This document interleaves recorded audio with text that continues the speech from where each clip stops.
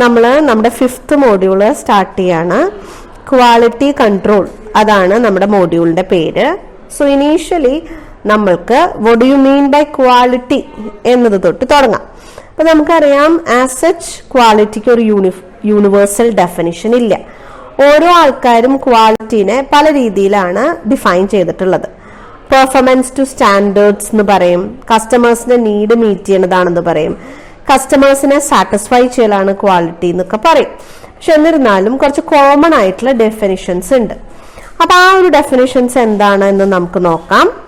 ഇപ്പൊ ക്വാളിറ്റി എന്ന് പറയുന്നത് degree to which a specific product satisfy a particular class of consumer.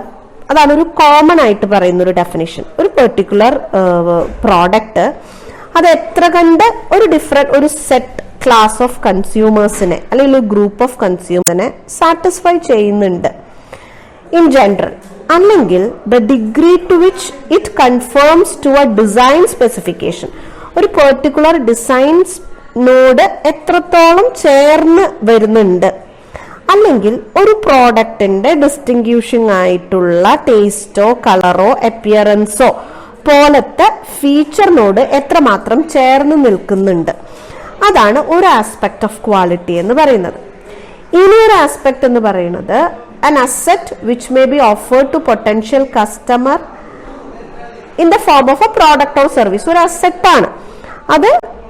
നമ്മൾ you are offering it to a consumer. ഒരു customer ഒരു പ്രോഡക്റ്റിന്റെയോ അല്ലെങ്കിൽ ഒരു സർവീസിന്റെയോ കസ്റ്റമർക്ക്, ഒരു പൊട്ടൻഷ്യൽ കസ്റ്റമേഴ്സിന് നമ്മൾ ഓഫർ ചെയ്യുന്ന ഒരു അസെറ്റ് എന്ന രീതിയിൽ നമ്മൾ ക്വാളിറ്റിനെ കുറിച്ച് പറയുന്നുണ്ട്. ഇനി totality of features and characteristics, ഒരു പ്രോഡക്റ്റിന്റെയോ സർവീസിന്റെയോ നെറ്റ് ആയിട്ടുള്ള ഫീച്ചേഴ്സ് അല്ലെങ്കിൽ ക്യാരക്ടറിസ്റ്റിക്സ്, അങ്ങനെയുള്ളൊരു ഫീച്ചേഴ്സും ക്യാരക്ടറിസ്റ്റിക്സും കൊണ്ട് എത്ര കണ്ട് ഒരു പെർട്ടിക്കുലർ കൺസ്യൂമറിന്റെ നീഡ് സാറ്റിസ്ഫൈ ചെയ്യാനുള്ള ഒരു എബിലിറ്റി ഉണ്ട്, അതിനെയും നമ്മൾ ക്വാളിറ്റി എന്ന് തന്നെയാണ് പറയുന്നത്. ഇനി ഒരു ഡെഫിനിഷൻ പറയുന്നത് which a product meet the requirement of customers. കസ്റ്റമേഴ്സിന്റെ റിക്വയർമെന്റ്സ് എത്ര കണ്ട് സാറ്റിസ്ഫൈ ചെയ്യുന്നുണ്ട്, ഇതും ക്വാളിറ്റി തന്നെയാണ്. അത് ഏറെക്കുറെ ഒക്കെ കസ്റ്റമറിനെ ചുറ്റിപ്പറ്റിയിട്ടാണ്. അതൊരു അസെറ്റ് ആയിട്ട് പറയുന്നുണ്ട്, ഫീച്ചേഴ്സ് ആൻഡ് ക്യാരക്ടറിസ്റ്റിക്സ് ആയിട്ട് പറയുന്നുണ്ട്, കസ്റ്റമേഴ്സിനെ സാറ്റിസ്ഫൈ ചെയ്യുന്നതിന്റെ രീതിയിൽ പറയുന്നുണ്ട്, ഡിസൈൻ സ്പെസിഫിക്കേഷനിലുള്ള ഒരു കൺഫോമിറ്റി എന്നുള്ള രീതിയിൽ പറയുന്നുണ്ട്, പ്രോഡക്റ്റ് കളർ ടേസ്റ്റ് അപ്പിയറൻസ് എന്നുള്ള ഡിസ്റ്റിങ്ക്യൂഷൻ ഫീച്ചർ എന്ന ടേംസിൽ പറയുന്നുണ്ട്. സോ ഇങ്ങനെ പല വിധത്തിലാണ് നമ്മൾ ഇൻ ജനറൽ ക്വാളിറ്റീനെ ഡിഫൈൻ ചെയ്യുന്നത്. ഓക്കെ, ഇനി നെക്സ്റ്റ് വരുന്നത് ഗുഡ്സ് ആണെങ്കിലും സർവീസ് ആണെങ്കിലും എന്താണ് അതിന്റെ ക്വാളിറ്റി ക്യാരക്ടറിസ്റ്റിക്സ് എന്നാണ്. കുറച്ച് പോയിന്റ്സ് പറയുന്നത്, ഒന്ന് കൺഫോമൻസ് ടു സ്പെസിഫിക്കേഷൻ. ഏതൊരു പ്രോഡക്റ്റ് ആണെങ്കിലും അതിന് കുറച്ച് you have a set of pre determine outcome, criteria which is very essential to provide ultimate value. ആ ഒരു സെറ്റ് ഓഫ് ക്രൈറ്റീരിയ എത്ര കണ്ട് കമ്പൈൽ ചെയ്യുന്നുണ്ട്, എത്ര കണ്ട് കൺഫേം ചെയ്യുന്നുണ്ട്, അതിനെ നമ്മൾ എന്തെന്ന് പറയും? കൺഫർമൻസ് ടു സ്പെസിഫിക്കേഷൻ എന്ന് പറയും. അതൊരു ക്വാളിറ്റി ക്യാരക്ടറിസ്റ്റിക്സ് തന്നെയാണ്. നമ്മളിപ്പോ ഒരു 5 രൂപയുടെ പേന വാങ്ങിക്കുമ്പോൾ നമ്മൾ ആ ഒരു പെൻ കൊണ്ട് എഴുതാൻ നമ്മൾ നോട്ട് എക്സ്പെക്ടേഷൻ, അതിന് കുറച്ച് സ്പെസിഫിക്കേഷൻ ഉണ്ട്. ആ സ്പെസിഫിക്കേഷൻ ആയിട്ട് എത്ര കണ്ട് കൺഫോമൻസ് ശരിക്കും വരുന്നുണ്ട്, അതൊരു ക്വാളിറ്റി ക്യാരക്ടറിസ്റ്റിക്സ് ആണ്. പിന്നെ പറയുന്നത് പെർഫോമൻസ്. വളരെ പ്രൈമറി ആയ ഒരു ക്വാളിറ്റി ഫീച്ചർ എന്ന് പറയുന്നത് പെർഫോമൻസ് ആണ്. അത് ചിലപ്പോൾ നമ്മുടെ എന്താ പറയാ, അതിന്റെ പല രീതിയിലാണ്. ആ പ്രോഡക്റ്റിന്റെ നേച്ചർ അനുസരിച്ചിട്ടാണ്. ഇപ്പൊ ഒരു പെന്നാണെങ്കിൽ നമ്മളത് നല്ല സ്മൂത്ത് ആയിട്ട് കണ്ടിന്യൂസ് ആയിട്ട് എഴുതാൻ പറ്റുന്നതാണ് അതിന്റെ പെർഫോമൻസ് എന്ന് പറയുന്നത്. ഫുഡ് ആണെങ്കിൽ അത് എത്രത്തോളം ടേസ്റ്റി ആണ്, എത്രത്തോളം നമുക്ക് എനർജറ്റിക് ആണ്, എത്രത്തോളം എനർജി തരുന്നുണ്ട് എന്നുള്ളതൊക്കെയാണ് അതിന്റെ പെർഫോമൻസ്. ഇപ്പോൾ ഫോണൊക്കെ ആണെങ്കിൽ നമ്മൾ അതിന്റെ സ്പെസിഫിക്കേഷൻസ് പറയുള്ളൂ, അതായത് മിനിമം എന്തെല്ലാം കാര്യങ്ങൾക്ക് എത്ര ക്ലാരിറ്റിയോട് ഉപയോഗിക്കാൻ പറ്റുന്നു എന്നുള്ളത്. സോ പ്രോഡക്റ്റ് അനുസരിച്ചിട്ട് അതിന്റെ പെർഫോമൻസും മാറിക്കൊണ്ടിരിക്കും. ഇനി പറയുന്നത് ഫീച്ചേഴ്സ് ആണ്. ഏതൊരു പ്രോഡക്റ്റ് ആയിക്കോട്ടെ സർവീസ് ആയിക്കോട്ടെ, ഇറ്റ് ഹാസ് സർട്ടൺ ഫീച്ചേഴ്സ്. ആ ഫീച്ചേഴ്സ് ആണ് സത്യം പറഞ്ഞാൽ അതിന്റെ ക്വാളിറ്റി. ഇനിയൊരു ക്വാളിറ്റി എന്ന് പറയുന്നത് ഫിറ്റ്നസ് ഫോർ യൂസ് ആണ്. നമുക്ക് എത്രത്തോളം ഒരു പെന്നാണെങ്കിൽ എഴുത്തോളം ഉപകരിക്കുന്നുണ്ട്, അല്ലെങ്കിൽ ഒരു വണ്ടി ആണെങ്കിൽ എത്രത്തോളം മൈലേജിൽ നമുക്കത് ഓടിക്കാൻ പറ്റുന്നുണ്ട്. സോ അതൊരു യൂസറിന്റെ പോയിന്റ് ഓഫ് വ്യൂ എന്നുള്ളൊരു ഡെഫിനിഷൻ ആണ്. How well it fit to the use എന്നുള്ളത്. ഇനി പറയുന്നത് ഒന്ന് റിലയബിലിറ്റി ആണ്. നമ്മളൊരു പ്രോഡക്റ്റ് വാങ്ങിക്കുമ്പോൾ എത്രത്തോളം ആ പ്രോഡക്റ്റ് റിലയബിൾ ആണ് നമുക്ക് ഉപയോഗിക്കാൻ. നമ്മൾ വിചാരിച്ചു അത് ഇന്ന രീതിയിലൊക്കെ ഉപയോഗിക്കാൻ പറ്റുമെന്ന്. ആ രീതിയിലൊക്കെ ഉപയോഗിക്കാനുള്ള ഒരു വിശ്വസനീയത ആ പ്രോഡക്റ്റിന് ഉണ്ടോ, അതാണ് അതിന്റെ റിലയബിലിറ്റി. ഇനി ഡ്യൂറബിലിറ്റി എന്ന് പറയുന്നത് ഗുഡ്സിന് പലതാണ് ഡ്യൂറബിലിറ്റി. ചിലത് വർഷങ്ങളോളം നിലനിൽക്കും, ചിലത് അത് depends whether it is A perishable or whether it is A durable എന്നുള്ളത്. പക്ഷെ എന്നിരുന്നാലും സാമാന്യം ഒരാഴ്ച നിലനിൽക്കുക. പെറിഷബിൾ ആണെങ്കിൽ കൂടി 2 ദിവസമെങ്കിലും മിനിമം നിലനിൽക്കുമല്ലോ. അപ്പൊ ഓരോ പ്രോഡക്റ്റിനും അതിന്റെ നേച്ചർ അനുസരിച്ചിട്ട് അതിനൊരു നിലനിൽക്കുന്ന ഒരു പീരീഡ് ഉണ്ട്. അതാണ് അതിന്റെ ഡ്യൂറബിലിറ്റി എന്ന് പറയുന്നത്.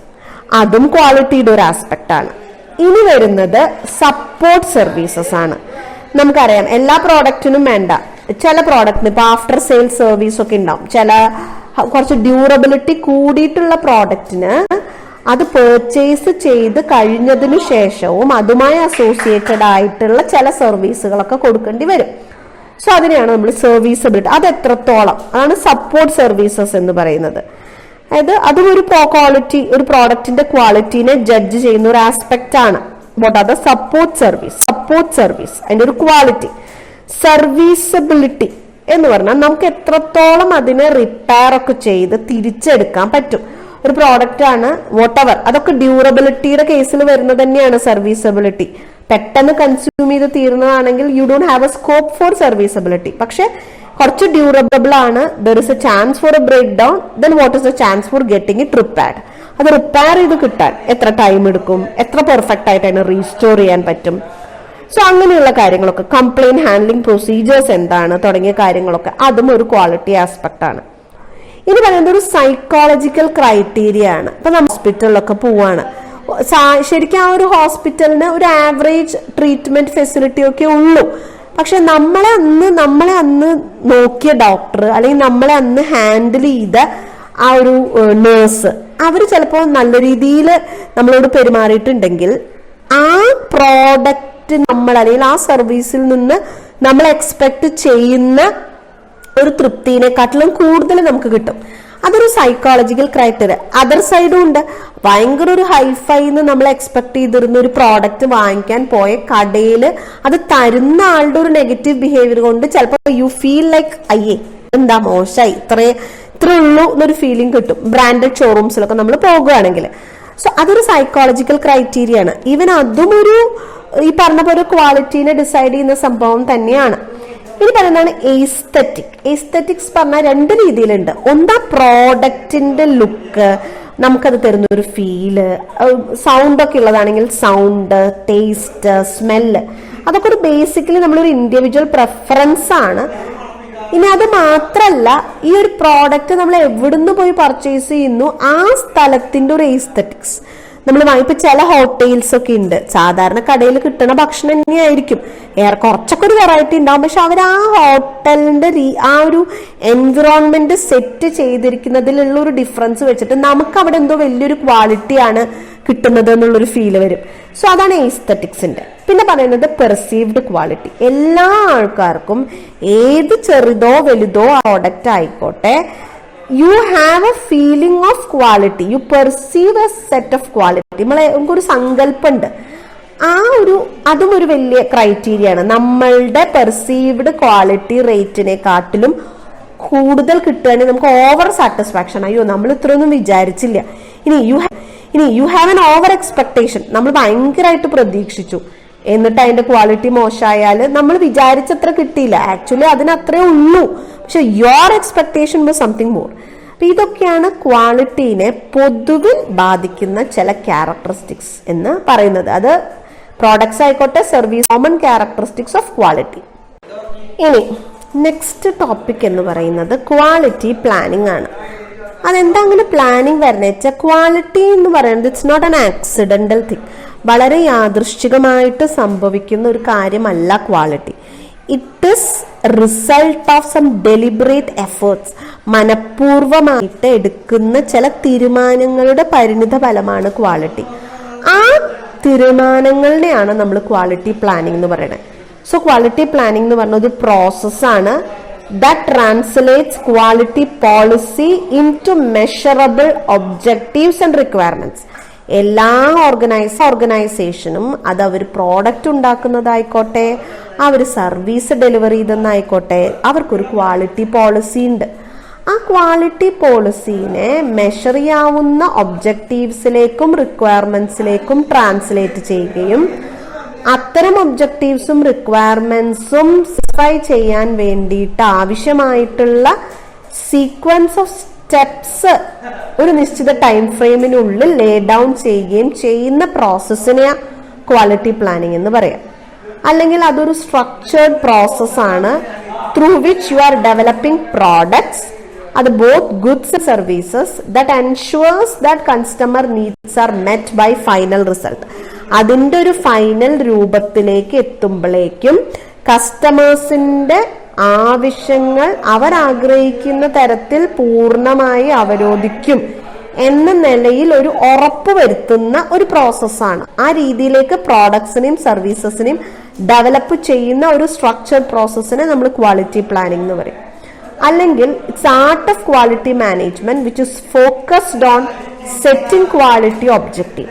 ക്വാളിറ്റി ഒബ്ജക്റ്റീവ് സെറ്റ് ചെയ്യുക, സ്പെസിഫൈ നെസസറി ഓപ്പറേഷണൽ പ്രോസസ്സസ്, നമ്മൾക്ക് ആവശ്യമായിട്ടുള്ള ചില ഓപ്പറേഷണൽ പ്രോസസ്സുകൾ സ്പെസിഫൈ ചെയ്യുക, ആൻഡ് റിലേറ്റഡ് റിസോഴ്സസ്, അതുമായി റിലേറ്റഡ് ആയിട്ടുള്ള റിസോഴ്സസുകൾ വഴി ക്വാളിറ്റി ഒബ്ജക്റ്റീവ്സ് അച്ചീവ് ചെയ്യുക എന്നുള്ള ഒരു ആർട്ട് ഓഫ് ക്വാളിറ്റി മാനേജ്മെന്റിനെ അതിനെ നമ്മൾ ക്വാളിറ്റി പ്ലാനിംഗ് എന്നാണ് പറയുക. അല്ലെങ്കിൽ it's also known as an activity of determining customers needs. കസ്റ്റമേഴ്സിന്റെ നീഡ്സിനെ ഡിറ്റർമൈൻ ചെയ്തിട്ട് ആ നീഡ്സ് സാറ്റിസ്ഫൈ ചെയ്യുന്ന തരത്തിലുള്ള പ്രോഡക്റ്റുകളെ ഡെവലപ്പ് ചെയ്യുക. ആ രീതിയിൽ തന്നെ പ്രോഡക്റ്റുകൾ കിട്ടാൻ ആവശ്യമായിട്ടുള്ള പ്രോസസ്സുകൾ ഡെവലപ്പ് ചെയ്തെടുക്കുക. This is also known as quality planning. കാരണം quality is not something which is happening accidentally. It is a result of some deliberate efforts. So what are the efforts that is done to ensure the product or service quality? ഇതിനെയാണ് നമ്മൾ quality planning എന്ന് പറയുന്നത്.